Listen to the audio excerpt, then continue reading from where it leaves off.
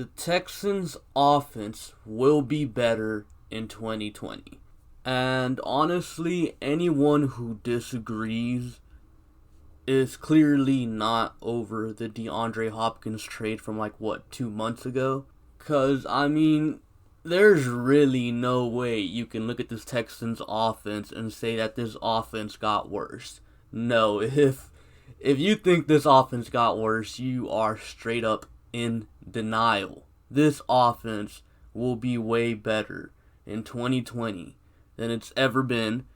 And, I don't mean any disrespect towards D-Hop because I absolutely love DeAndre Hopkins. I still think he's the best wide receiver in the NFL. But just looking at this team, this offense is way better than it was last year. And you just can't deny it. Let's start off with the wide receivers. You got Brandon Cooks, Will Fuller, Kenny Stills, Randall Cobb. You got Kiki QT as well. And, for the people that are saying they're going to cut or trade Kiki QT, then O'Brien wouldn't have mentioned him in the press conference from a few weeks back. You know how he didn't mention Deshaun Gibson and Deshaun Gibson got cut? Well, he mentioned QT, so QT is staying on the team. He's our 5th wide receiver. And keep in mind, Kiki QT was very good his rookie year, so, last year could have just been a sophomore slump year. And, for the people that say, our wide receivers are so injury prone, Brandon Cooks has only missed 8 games in his career. Randall Cobb very rarely misses games aside from 2017. Kenny Stills doesn't miss games. The only injury prone wide receiver that we have is Will Fuller, but we all already knew that. So this whole narrative that Brandon Cooks, Kenny Stills, and Will Fuller and Randall Cobb are all going to get hurt by week 2, that's absolutely BS, and it has to stop. Don't get me wrong. There will be games that Will Fuller will miss. There might be games that Randall Cobb misses. Kenny Stills might miss a game. And you know what? So might Brandon Cooks. But to act like they're all going to be gone the same game, that's just extremely unrealistic, and it's just not going to happen. You're going to have at least 2 of them out there at the same time, and having at least 2 of them out there is good enough because you got other options. It's not just going to be the receivers. You got tight ends. You got running backs that can catch the ball. You got all these things. Okay, but enough about the little injury narrative, I guess. Let's talk about why adding Brandon Cooks and Randall Cobb makes this offense way better. So, we already know the offense, the Texans offense, it's at its best when Will Fuller is healthy. Now, the issue is Will Fuller is hardly ever healthy. Now, why is the Texans offense so good when Fuller is healthy? Well, because he stretches the field. Will Fuller is an elite deep threat that runs a complete route tree and can stretch the field. Brandon Cooks is also an elite deep threat who runs a complete route tree and can stretch the field. Now, here's the thing. For whatever reason, people seem to believe the Texans just have fast guys. They seem to think that the Texans have a team, a group of wide receivers full of John Rosses. That is not the case. John Ross is a track star playing football. He can only run really fast in a straight line. Will Fuller and Brandon Cooks, they can actually play football. They actually know how to play the wide receiver position. That's the difference. So now by adding in Brandon Cooks, you have 2 elite deep threats, meaning if Will Fuller's hurt, you still have Brandon Cooks to stretch the field. You got 2 very fast outside receivers who can get open immediately. Y'all saw how we were using Will Fuller against Atlanta back in week 5 of the 2019 season?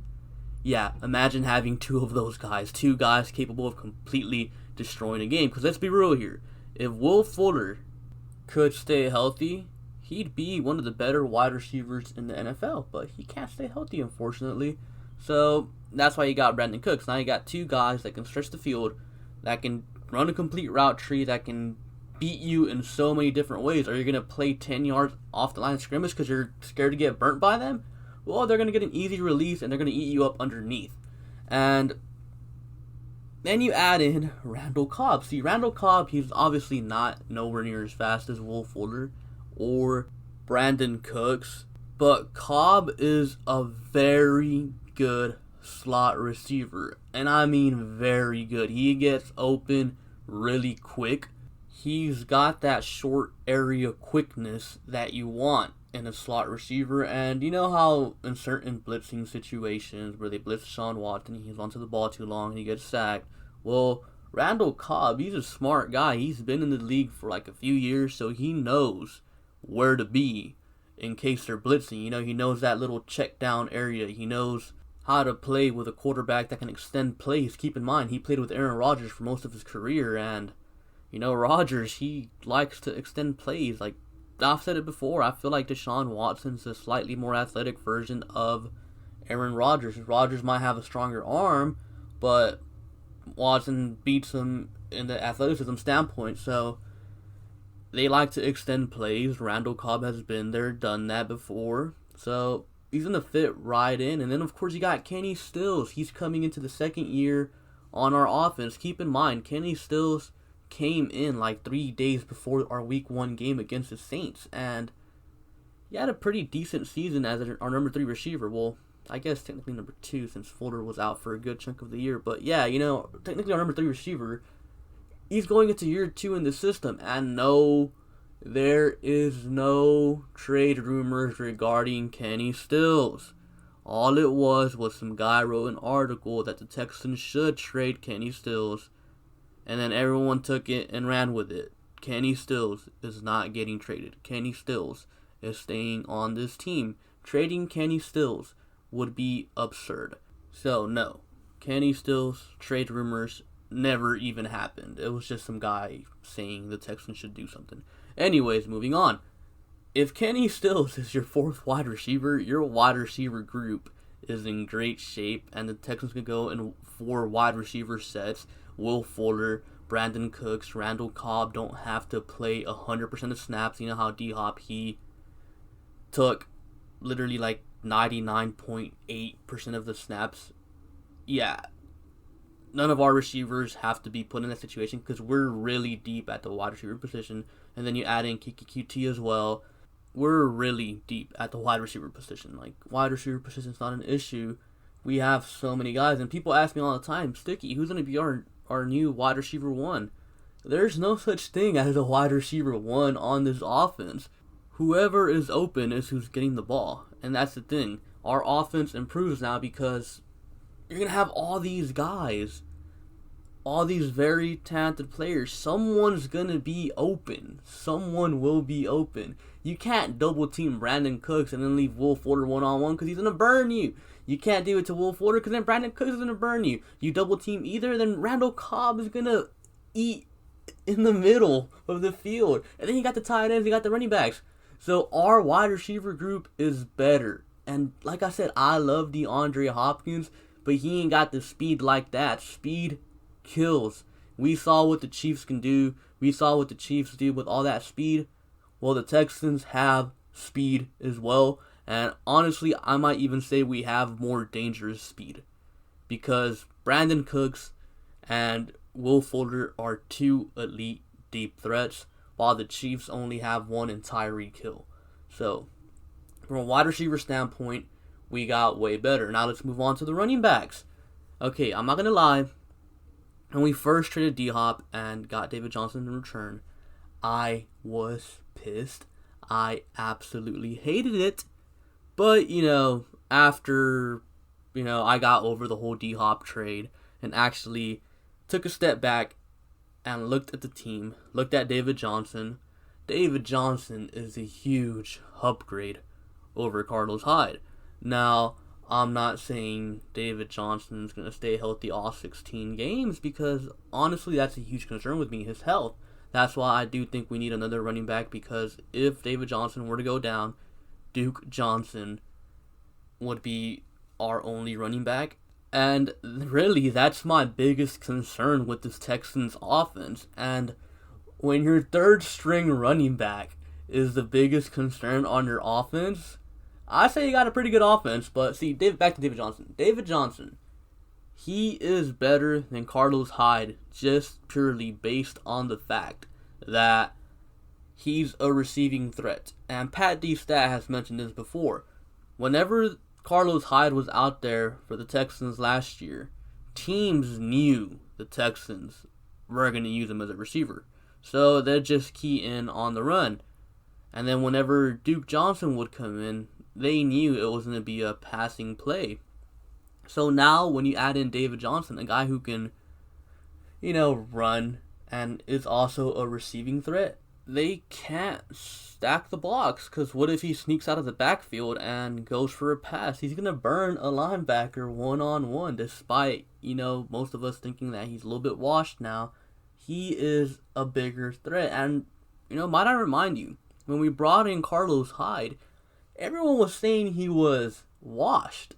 So who's to say that we can't get, at least 800 rushing yards out of David Johnson and like 400 receiving yards? Who's to say we can't do that? We can do that. If we were able to do it with Carlos Hyde, why can't we do it with David Johnson?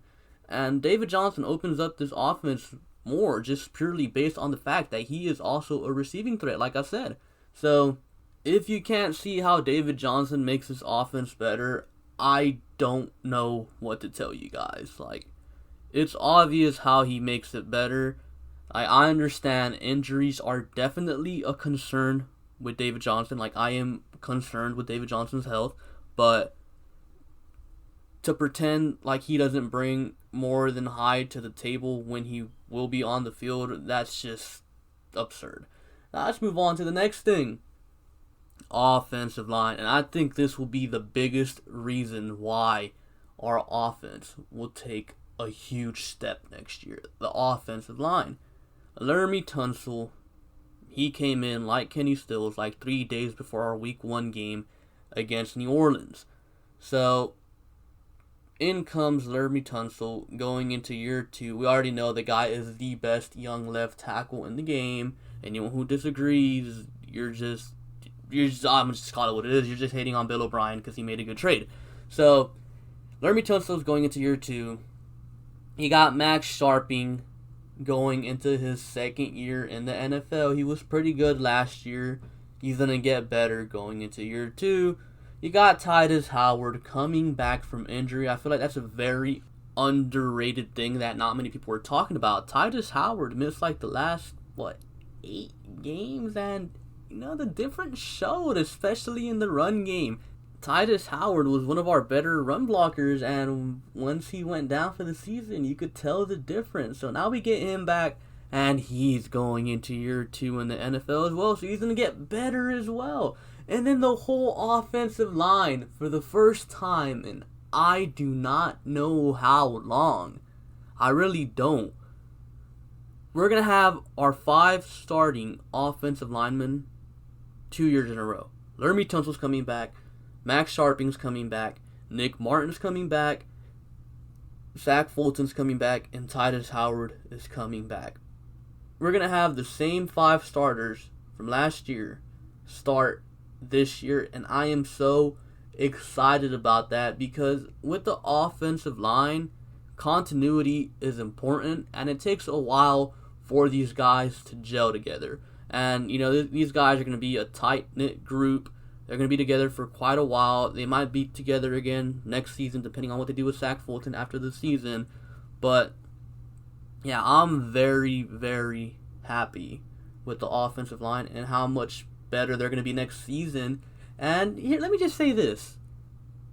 If Zach Fulton is your weakest link on the offensive line, then you got a pretty damn good offensive line. Because Zach Fulton, he ain't no Jeff Allen. He ain't no scrub.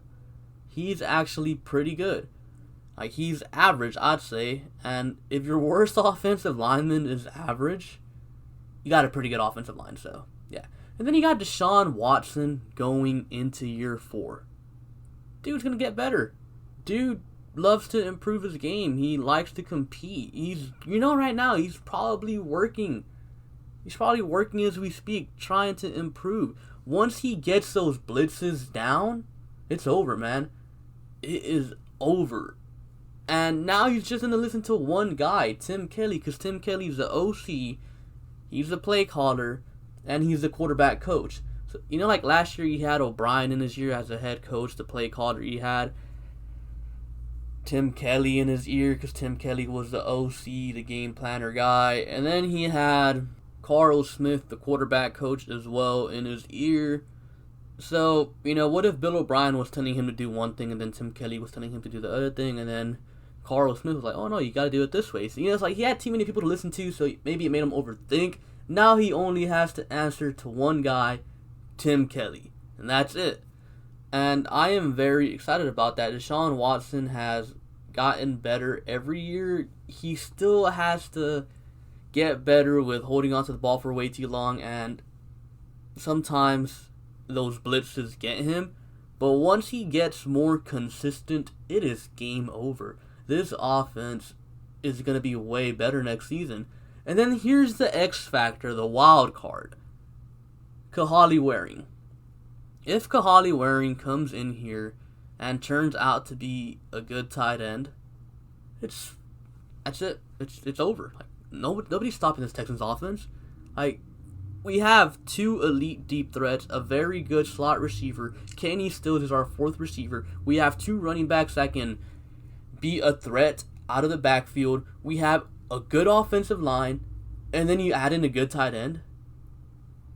You're not stopping that.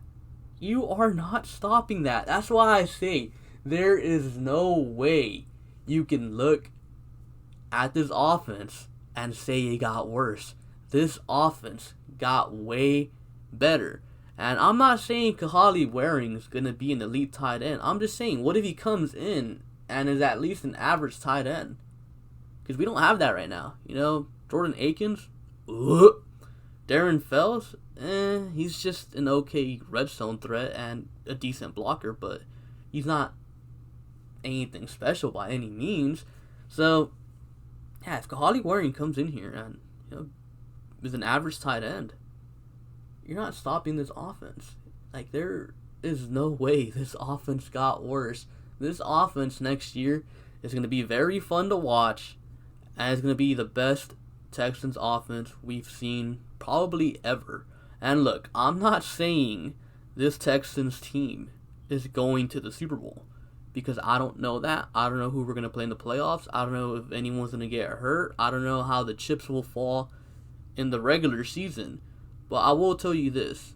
This Texans offense will be very, very fun to watch. They will light up scoreboards how they've never done before. And anyone who disagrees, you need to get over DeAndre Hopkins, man. He's gone. And yeah, that's all I have for you guys for today. Be sure to like, comment, and subscribe. Thank you for watching, and I'll catch you guys later. Peace.